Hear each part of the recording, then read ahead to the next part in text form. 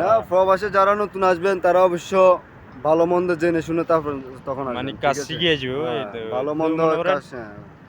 যারা বাংলাদেশে কাজ করেন বা কাজ আসার জন্য নতুন আগ্রহ হইতেছে বা আসার জন্য চিন্তা ভাবনা করতেছেন, আসেন, কাজ সমস্যা নাই। শিখিয়ে আসলে জিনিসটা ভালো আর কি। যারা মনে করেন আমাদের বাংলাদেশে অদক্ষ কর্মী বেশি, যেমন ফার্স্টে বিদেশে আসলে তো কাজ জানে না, কিছু জানে না, হ্যাঁ, কাজে দিলে পারে না, পরে দিয়ে ওই বিষয় ভালো না, কহিল ভালো না, এই ধরনের চিন্তা ভাবনা যে করতেছে। ভালো না, তখন বিভিন্ন কথা আসে যায়, বিভিন্ন কথা। যখন আপনি যখন আপনার নিজের যখন একটা কিছু থাকবে, জানা থাকবে, আপনি যে কোনো জায়গায় যাবেন, আপনি একটা না একটা মানে মিলে যাবে হাতের কাজ। আপনার হ্যাঁ। একটা কাজ জানা থাকলে যে কোনো কাজ আপনার হয়তো বেশি দিন কষ্ট করা লাগবে না, হয়তো 2-4 দিন 5 দিন হয়তো 1 সপ্তাহ 15 দিন কষ্ট করবেন, এরপর আপনার কাজটা হাতের ভিতরে আসলে আপনি অবশ্যই একটা ভালো স্যালারি ভালো অ্যামাউন্টে আপনি কাজ করতে পারবেন, এই হলো কথা, ঠিক আছে।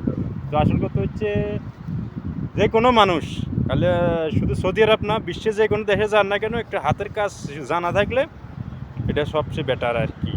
তো আসলে তো বলার এতটুকুই কথা। তো শরীফের সাথে দেখা হইলো, আসলে বেশি দিন হয়নি মনে হয়, এই 2 মাস চলতেছে আমার আর কি। 2 মেশিন দিতে ছেলেরা দেশ থেকে কাজ জানার কারণে, যা শিখার কারণে তো এখন এখন কাজ একটা করতেছে, ওয়ার্কশপে কাজ ভালো করতেছে। একটা স্যালারি, কত 1800 দিয়ে যায়।